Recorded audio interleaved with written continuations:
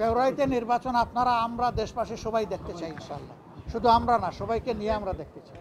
যে মতানৈক্য কেন, আমাদের মধ্যে মতানৈক্য হোক, তবে দোয়া করেন মতবিরোধ যেন না হয়। মতের ভিন্নতা থাকবে, এটাই গণতন্ত্রের সৌন্দর্য। সব দল তো এক দল নয়, সবগুলা দল ভিন্ন ভিন্ন, তাদের দৃষ্টিভঙ্গিতেও কিছু পার্থক্য থাকবে, এটাই স্বাভাবিক। আমরা সকলের মতকে শ্রদ্ধার সাথে দেখি, তবে আমরা নিজেরা যে মতটা প্রকাশ করি, আমরা চেষ্টা করি চিন্তা ভাবনা করে জাতির স্বার্থেই সেই মতগুলা প্রকাশ করার। অতএব মতানৈক্য এটা ডেমোক্রেসির সৌন্দর্য। এটার জন্য এখানে বিরোধ লেগে গেছে অথবা অনেককে একেবারে দেশ অস্থির হয়ে গেছে, আমরা এটুকু চিন্তা করতে রাজি নই।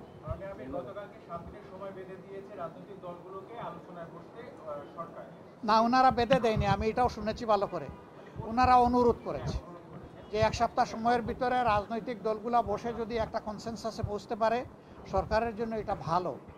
এবং আমরাই সবার আগে আমাদের পক্ষ থেকে আমাদের নায়েবে আমির আহ্বান জানিয়েছেন যে আসুন আমরা খোলামেলা আলোচনা করে আমরা এই কি বলে সমাধানে পৌঁছি দেশ এবং জাতির স্বার্থে। আমরা আশা করি অন্যরা আমাদের এই আহ্বানকে সাড়া দেবেন ইনশাআল্লাহ। গণভোটের ব্যাপারে তো আমরা আমাদের দৃষ্টিভঙ্গি অলরেডি আমরা দিয়ে দিয়েছি। ফেব্রুয়ারিতে নির্বাচন আপনারা আমরা দেশবাসী সবাই দেখতে চাই ইনশাআল্লাহ। শুধু আমরা না, সবাইকে নিয়ে আমরা দেখতে চাই।